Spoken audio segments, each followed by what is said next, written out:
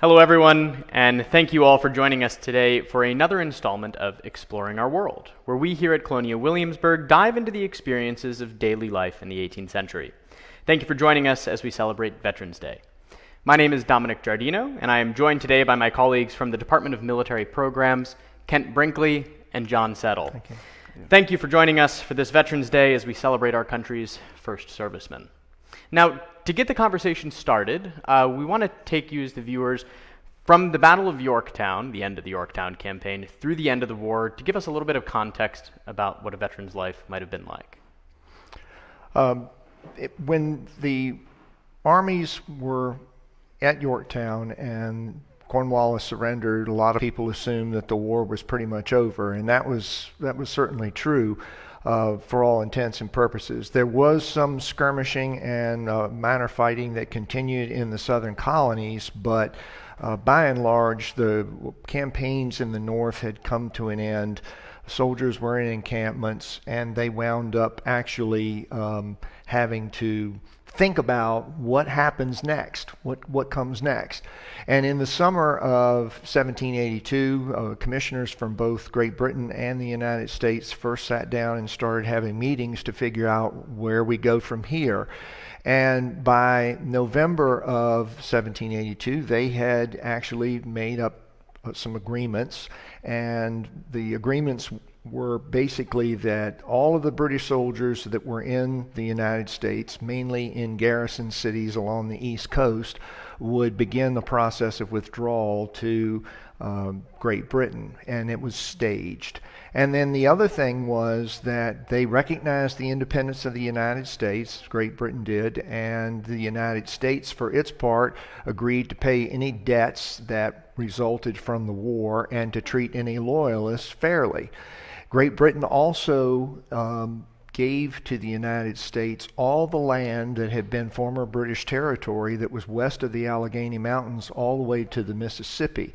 And this is a critical point because this opens up land that the former colonists had always assumed would be open to them, and they would be able to use it for development and being able to settle there and so forth. Of course, that kind of ignored the fact that we had natives in that area that were a little concerned about that, which we can talk about later. But at any rate, the treaty is signed in Paris, ending the war, and once that happens, then the last British garrison leaves New York in November of 1783.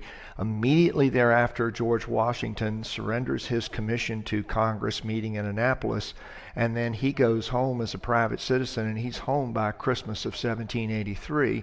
And Congress at that point says, okay, the war is over, and it's time to demobilize the Continental Army. And General Washington left General Henry Knox to oversee that demobilization process.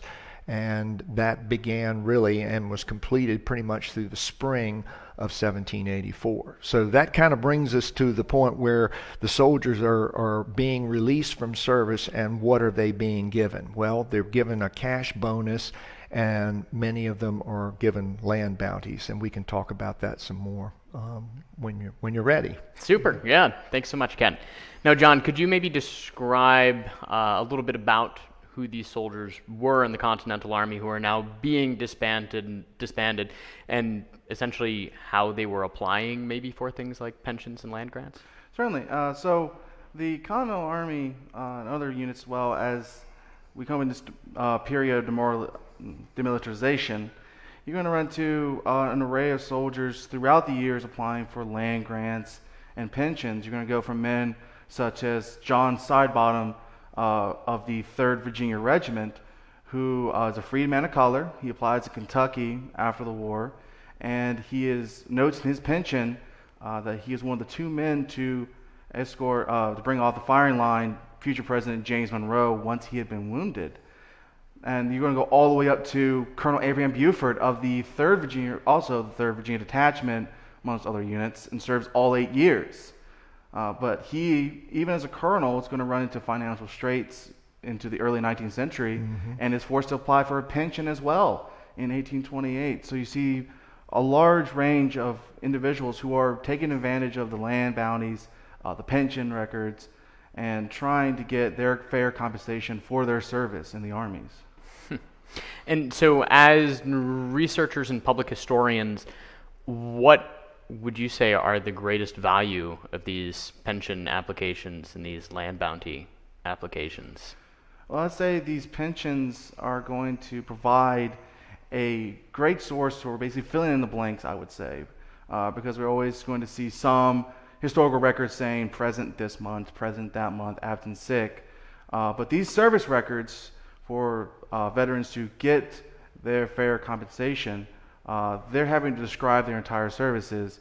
We got one particular pension for William Tomlin, also of the 3rd Virginia, who is going to write a pension, and he's going to continually talk about his service in great detail. Some guys including very detailed things such as snowball fights and things like that, trying to tell as much of the story as they can. Then you get other soldiers who say, I served under Captain Tolliver for 2 years, and that's it. That's all you get from his pension. That's partially due to memory, and then also some of them are going to have affidavits from other comrades coming in to help support their case. But these pensions are going to be able to tell the stories we don't often see in other official records. We should also say that, there was ample precedent for pensions even before the war ended. In 1776, Congress did pass a law awarding a pension to any veteran who had been wounded in action and may be disabled, or if he had been killed in action, his surviving family members were entitled to the pension. But basically what you wind up with ultimately, and when I say ultimately, by the early 19th century, you have 3 different types of pensions that have been awarded. The ones for military disability, which were the first ones that were given during the war and even after the war. Then later, after 1818, then they give pensions for service in both the Continental Army, but then they also extend it to the Navy and also the Marines and state units as well. And then finally, in 1832, the pensions extend to widows and orphans of deceased veterans. So, we go through a process, but what is given to the soldiers right after the war as they're being discharged are land bounties. And the land bounties were given first by the states, and then eventually Congress kicked in and also gave land. And there's one that we want to show on the screen that is a land bounty record for a soldier in the Virginia state line. And his name was Richard Webb, and his pension was, or his land bounty was for 200 acres of land that basically the piece of paper that he was given empowered the county surveyor wherever he was to lay out 200 acres of land which he was being given for his service in the Virginia state line. And we should say that there were Continental Line troops, those were the federal soldiers. Then there were state soldiers that were sometimes fighting with the Continental Army because they didn't have enough people. And then there were militia drafts as well. So it's a pretty diverse group of veterans that you wind up with at the end of the war who have seen, in some cases, service in 2 or 3 of those different types of units. Yeah, and really administratively complex, right? Very much so. Sounds like a headache for our young nation. But so at this point, we would like to invite our viewers to ask any questions that they might have. Of course, we are here for your curiosities. Now, in the meantime, as we are waiting for some of those, I was wondering, gentlemen, do we have any idea of the success rate for pension applications? Well, the success rate, not really measured, but you're going to see a variety of how it turns out.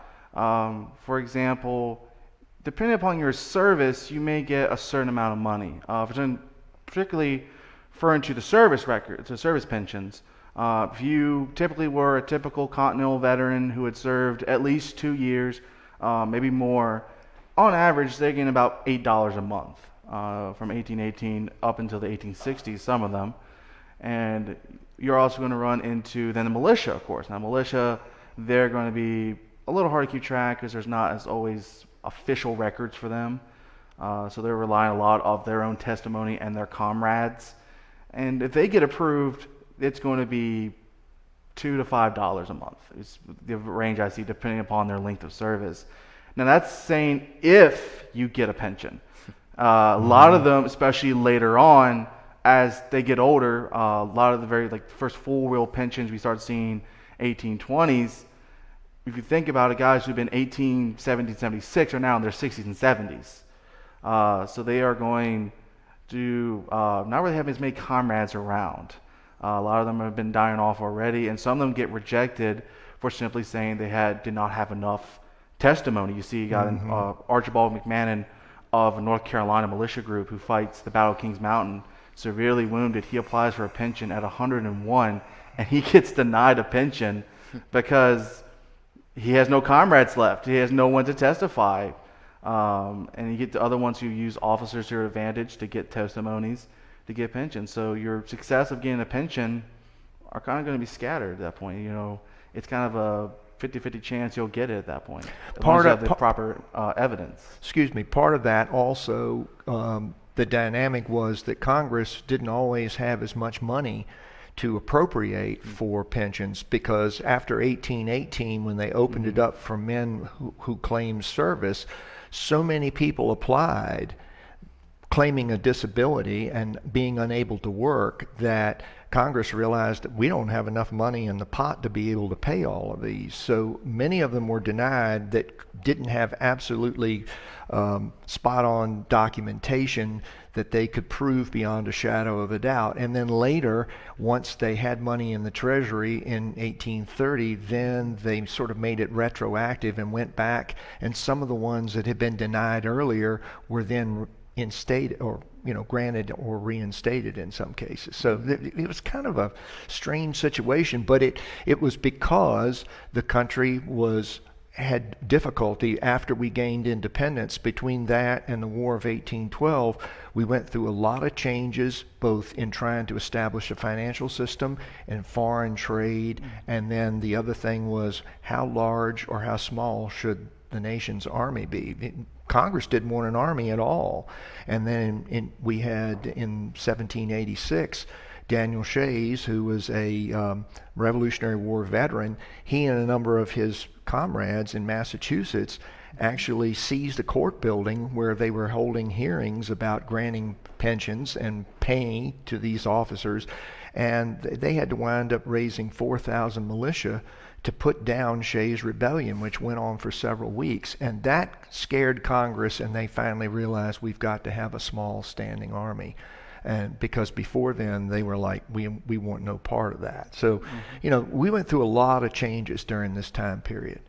Yeah, and Ken, actually, in just what you were saying there, that leads really nicely into our first listener question from Jackson, who is curious that, is it really true that the United States disbanded all of its professional armed services in 1783? I mean, what was the condition of our national defense between, say, 1783 and the United States Army being reestablished? Really and truly, we didn't have much of anything. When Congress ordered the disbandment of the Continental Army, it was releasing all of the soldiers, sailors, and Marines that were then serving. It was several thousand. I can't give you an exact number, but it was they only retained 55 soldiers. And they retained them so that they could guard the garrison at West Point, New York, and also at Fort Pitt. And that was it. And for the longest period of time, basically what we had was a skeleton crew. And later, they decided to actually put put a small group of troops together. And what really changed that was not only Shays' Rebellion that I just mentioned, but then in the 1790s, you had the Whiskey Rebellion, which was farmers in Pennsylvania who were reacting to having their homemade liquor being taxed by the federal government. Again, the federal government was trying to raise money to pay the war debt, build the treasury, but these people did not want to pay taxes. And so General Washington, being president at the time, decided, well, we can't have this kind of challenge to federal authority. So he raises the militia, federalizes them, and then as commander-in-chief, goes to Pennsylvania with several thousand troops and put down that rebellion. rebellion, and that pretty much sealed the deal as far as having a standing army after that. The Congress, even though they were still skittish about the whole notion of having a standing army, realized that, you're not going to remain an independent nation for long if you can't defend your nation against foreign aggressors. And they were even concerned about some of this unrest that was internal to the country. Okay. Now, Virginia has a question for us, but before we dive into her question, because it's about the militia in specific, I was wondering if, very briefly, we could just go into the differences between what is the militia and what are the professional armed services. Well, if you're looking at the structures, basically, like we were talking earlier, there's going to be 3 levels to it. So the militia is the very bottom level. That's all free white males within the colony. Here in Virginia, it's basically 16 to 60-year-olds who can be drafted in there for a very short time, very short enlistments, usually 90 days, usually the average. Then you have state line above that. They are state regulars. That's what Ken and I are portraying here. They are going to be stationed here in Virginia. The idea is to defend the coast and other outposts here in Virginia. And then the Continental Line are the typical soldiers we think marching with Washington. That's going to be Washington's guys fighting at Trenton, Princeton, Long Island. They're going to be answering to Continental Congress. They're going to be commissioned through them, getting paid through them. So state line, but another step up, basically. And those state forces, each one of the states, since Congress couldn't tax the states to raise money, they were looking to the individual states to actually provide military stores and supplies to the Army. And so part of the reason why we had a state garrison regiment here in Virginia and other state-only units was they were a stay-at-home force to provide security for a lot of the installations. There was a big military supply depot at a place called Point of Fork, which is on the James River where it intersects with the Rivanna, up not far from Charlottesville. And Friedrich von Steuben was placed in command of that military facility, and it was also sort of a recruit depot. Here in Williamsburg, there was the public store. There was the powder magazine, which many people may be familiar with right here in Market Square in Williamsburg.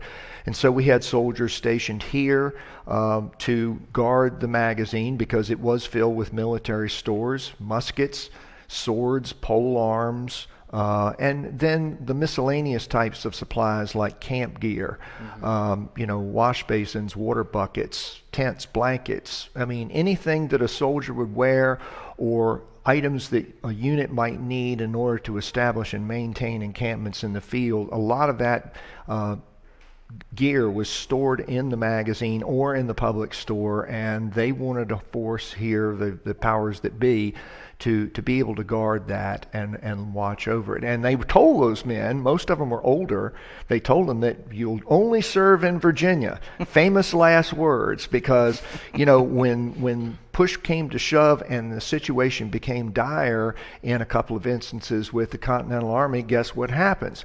Those men wind up getting siphoned off and ordered to go north and fight with General Washington and the Continental Army, and all of a sudden all bets are off, and they're practically no different than regular Continental Army troops. That's how desperate we were for manpower. Right. I mean, there's so many moving parts, aren't there? Yes, there are. So thank you both for that clarification. I hope that helps kind of clear things up as we continue the conversation. And to get now to Virginia's question, which also sort of plays in with Ray's question here, we'll combine them more or less. Virginia was wondering about militiamen and if they received some type of post-war benefit, and if that would have at all been similar to, say, the regular troops. And Ray was interested in learning more about how the land grants were awarded, and if there was, say, a different amount of land that you would get versus which rank you were. Well, to answer the first question, Virginia, I think the idea was that you had troops that were serving as militiamen, and they were serving for short periods of time in some cases. In other cases, they were serving for longer periods of time. In fact, General Washington got to the point where just about the time that militiamen were being trained and were really ready to make a contribution, their enlistment was up and they were ready to go home. And so he finally sent a letter to Congress and said, "Send me no men who have not signed up at least for a minimum of a year and preferably 3 years or the war." So to answer the question, yes, they were given a pension, but it was not until much later in 1818 when Congress made the granting of pensions a little more inclusive. Before, it had only been for Continental Army veterans and Navy and Marine Corps veterans. Then they extended it to state line troops as well as militia, but that doesn't come until 1818. Mm-hmm. The other part of the question, I'm going to let you handle that. All right. What's the second part of the question? You got to remind me. So how were land grants actually awarded, and was there any type of difference between the amount of land a private might receive versus the amount of land a colonel might receive? That's a pretty good question, and the answer is it differs from individuals. Because you see a lot of guys receiving very large land bounties. To bring my own family history into it, one of my relatives received over 2,600 acres for his service in the Continental Army. Now you're going to see some who get less than that. Typically more lower ranks, you're going to see like 500 acres, 100 acres sometimes, just depending on what's available.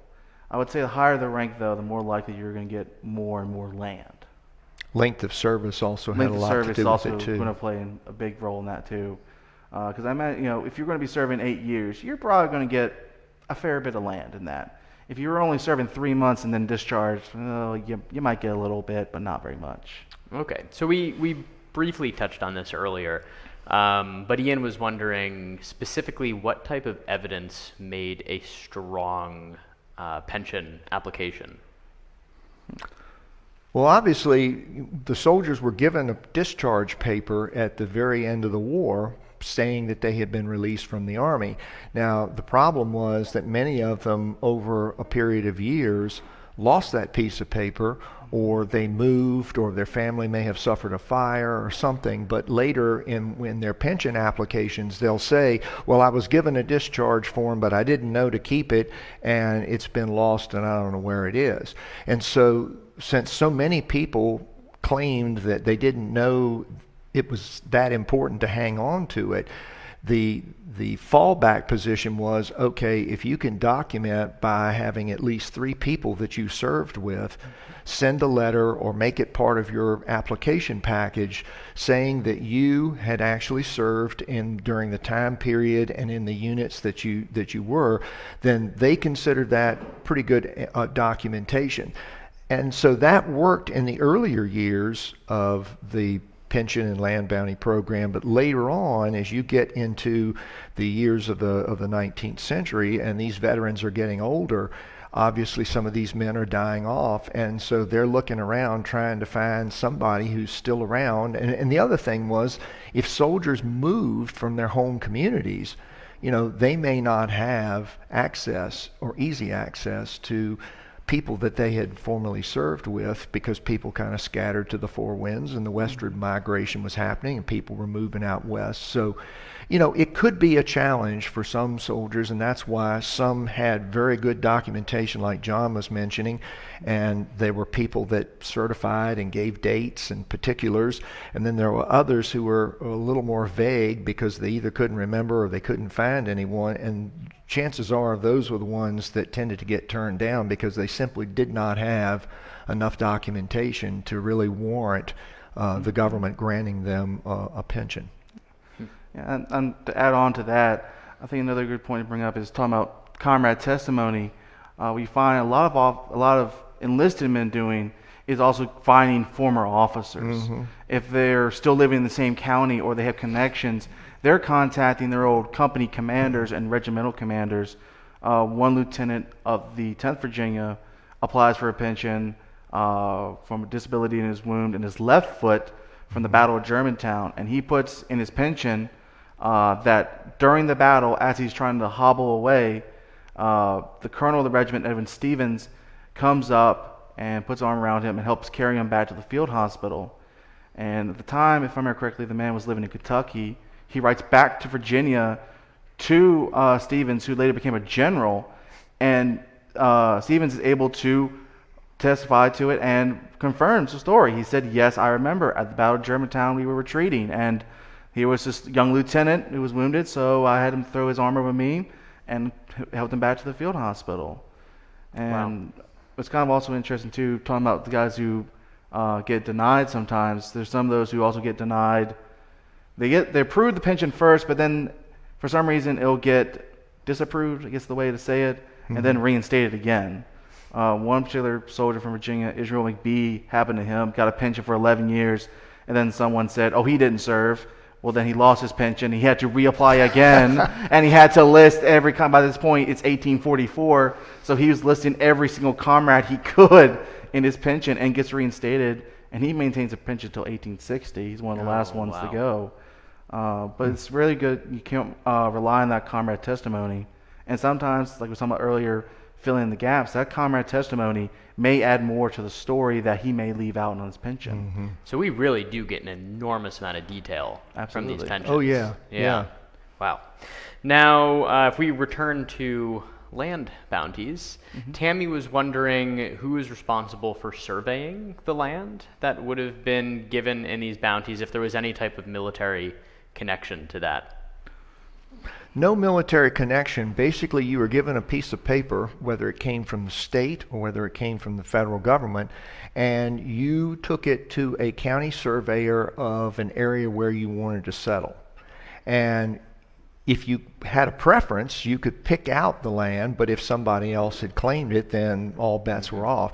All that piece of paper said is that to the county surveyor, you are hereby empowered to lay off X number of acres of land for this man in return for his service. So the county surveyor had to look at all of his plats at a particular area and find 200 contiguous acres, which at that time was not hard to do because you had thousands of acres out, particularly in the western frontier.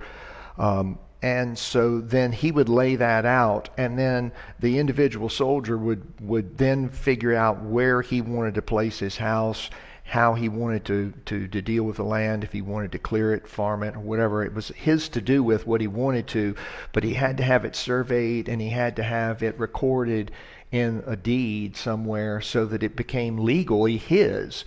He had so basically the land bounty was kind of like a promissory note or a permission slip that gave him permission to use that to get the land, but then he had to follow through the process of having it surveyed and having it recorded in a county deed book so that it became legally his.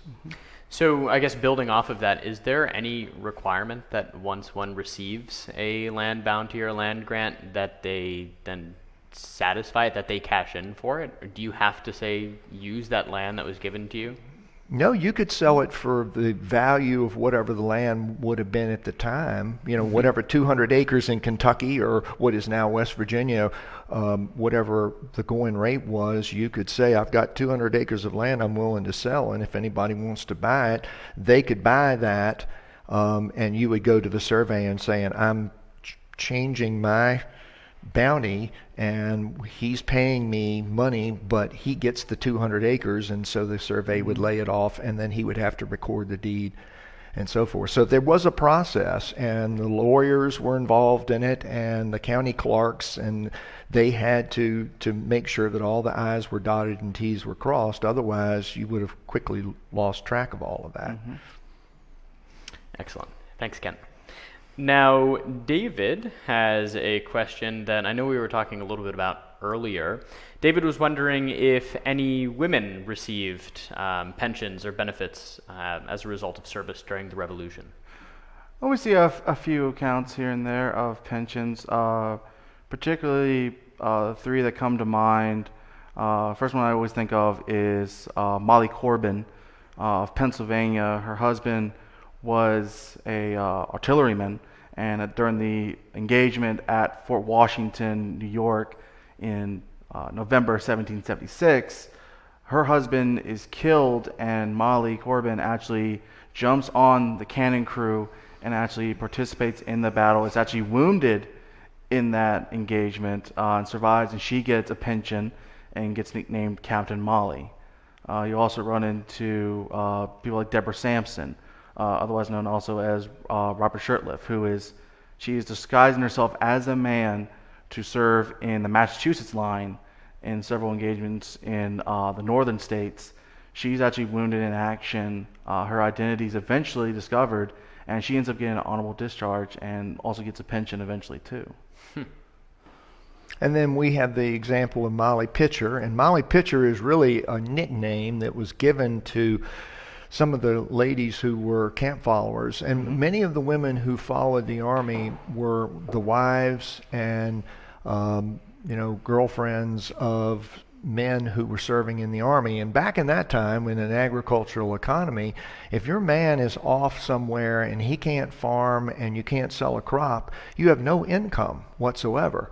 So in many cases, some of the poorer or middling sort families, they just could not afford to live while their husband was away. So they actually went and followed the soldier into the Army. And they had to earn their keep. They performed a lot of necessary domestic chores that many of the men were incapable of doing themselves or didn't want to do, doing laundry and cooking and cleaning. They also served as nurses because there were a lot of camp diseases that men could contract. Even something as simple as the measles, you had a fairly high mortality rate. So, they were performing essential services, and in return for those things that they were doing for the Army, they each received a daily ration, just like a regular soldier did. But in a few instances, and the Battle of Monmouth Courthouse in June of 1778 is a good example where it was one of the hottest battles of the Revolution. It was also one of the longest. It started early in the morning, went all day, and didn't end until darkness ended the fighting that night.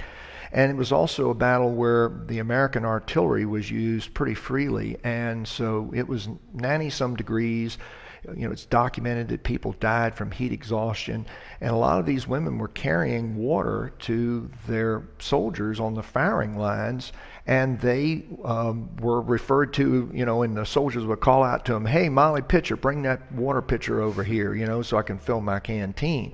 Well, there was one woman in particular who was doing this, and a gun crew was short a man who went down wounded or went down with heat exhaustion, I think it was, and her name was Mary Ludwig Hayes. And she stepped in, and she had watched these guys drilling and everything else. She knew exactly what to do, and I think she was sponge ramming a cannon. And at one point, while she was serving the gun, a British cannonball went right between her legs, tore her dress, and missed her by inches. But she never flinched. She kept right on going. And in the latter stages of the battle, she'd been at this for a while. General Washington saw her and asked one of his aides, "Who is that woman serving this gun?" And they told her. And he said, "Well, she deserves to be a sergeant because she has performed valiantly from what I've seen." And later on after the war, she went on a speaking tour. She talked about her experience, and she ultimately wound up getting a pension for her service. Wow, that's amazing, really. Now, Julie brings up maybe one of the more problematic things that we have to deal with as researchers when it comes to these pensions. Of course, they're going to be as detailed as humanly possible. Of course, they're going to try to probably display the applicant in the highest possible regard. What do we have to be speculative about? And what Julie is really, what her question really gets down to the core is, did people ever forge these documents to try to gain pensions? Well, we see that sometimes. There's always going to be that problem.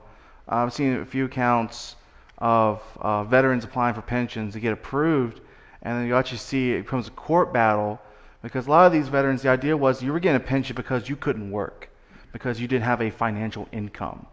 One particular man I'm thinking off the top of my head, Roland Estes of the 10th Virginia Regiment, resident of Fluvanna County, he applies for a pension, gets approved, and then there's court records where some of his comrades come up and say, "This man's not broke.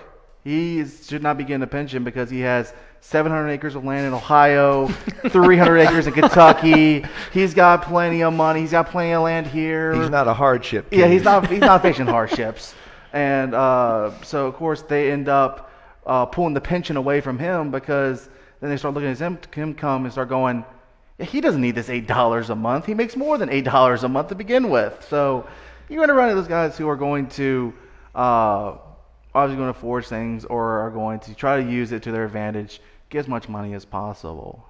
That's a really good question, though. Yeah, there were people that did try to game the system, and that was part of the reason why I think John mentioned earlier that some of these pensions were granted, and then later, upon a more thorough review with time, they realized that some of them were claiming disabilities or hardship cases that they really weren't, and so they were rescinded. And they remained rescinded for a good long while until 1832, which is really when Congress spreads that blanket even wider and extends it to widows and orphans, and even the people who claimed that they didn't need it. If they could document that they had served in any capacity for at least 9 months, they got a pension, hardship case or not.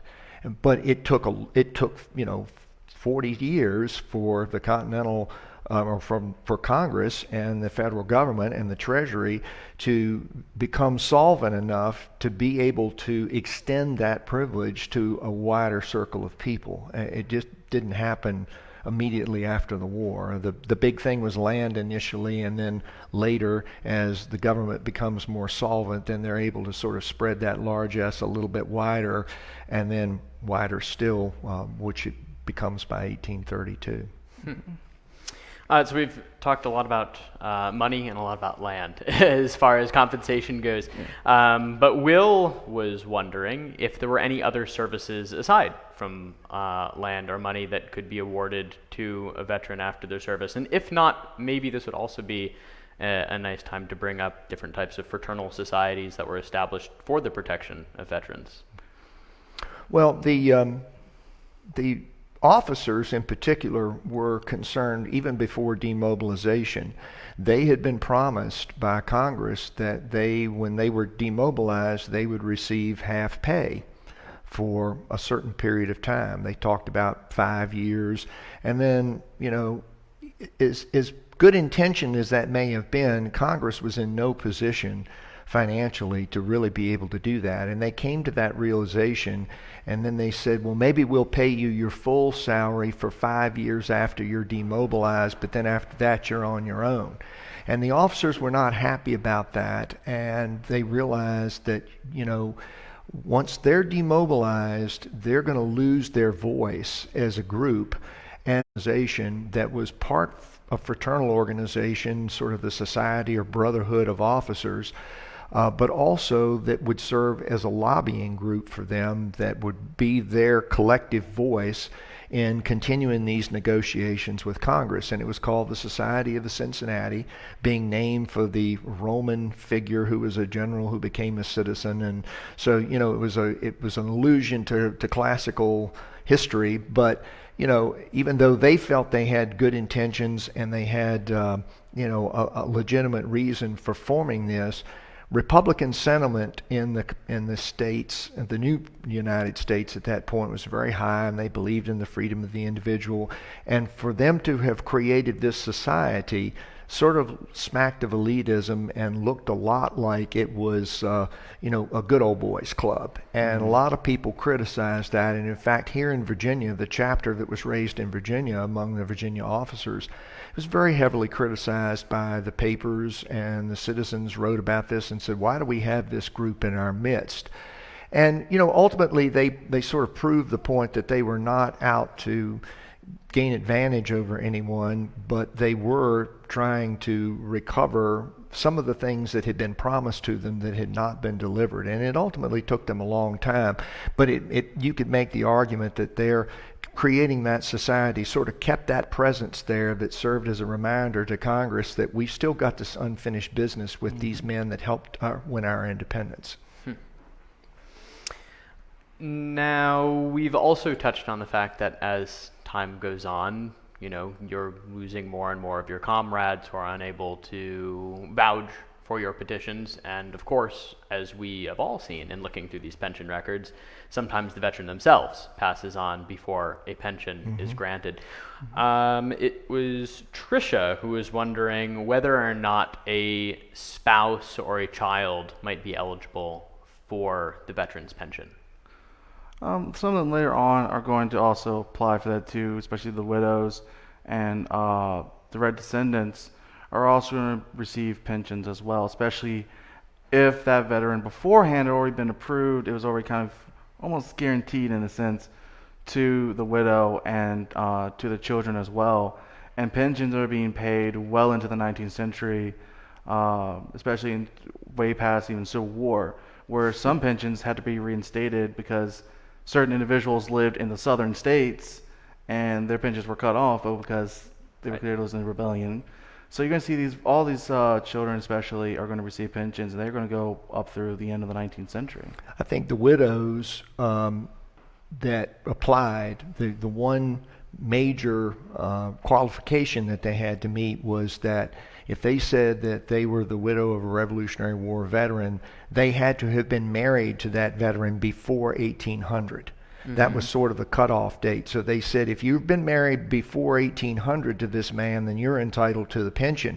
If you didn't marry him until he was 70 years old and you were 20 in 1825, then that doesn't necessarily qualify. Now, maybe they amended that later, but when that 1832 Act was passed extending the privilege of pensions to widows and orphans, that was the one qualifier that they put in there, was you've got to have married this veteran prior to 1800 in order to be eligible to receive it. Wow.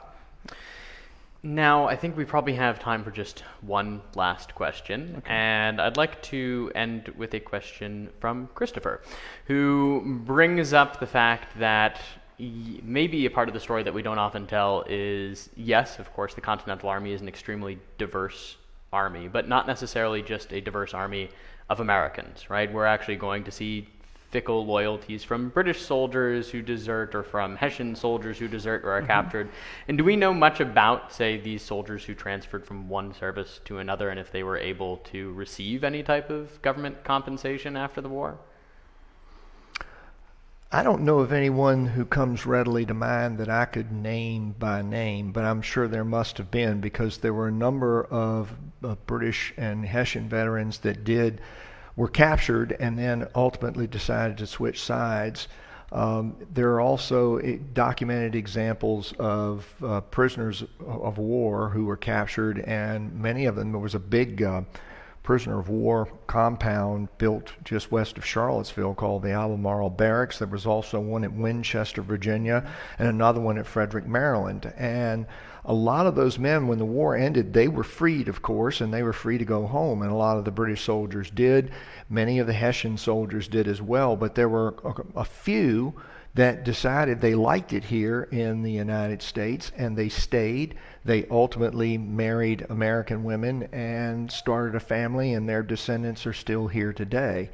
Now, if they had served, I guess, a minimum of 9 months in a Continental unit, later on when they extended that umbrella of people who were eligible, not just people who were disabled, but those who had served, and I think that was after 1818, then yes, they would have been eligible to receive a pension. But again, they would have had to document it, and they would have had to have other people attest to it if they didn't have a discharge form that they could produce. So, I'm guessing that there probably were some, but I don't know of a specific example that I can mention right off the top of my head, unless you know, John.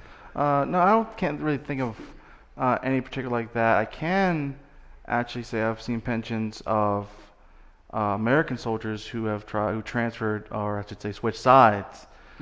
Some individuals who try to apply for pensions from Nova Scotia, trying to say that they were in either like the Virginia Continental line, Pennsylvania line, but then someone did some research and said, no, that guy was on the prison ship, and to get out of imprisonment, he joined the British Army and went on the fight with the British. That's why he's in Nova Scotia and not back home now. Right. So you see kind of that. In terms of the Hessians, though, and British coming to American side, like Ken says, probably were. I just can't think of any direct instances where that's happening.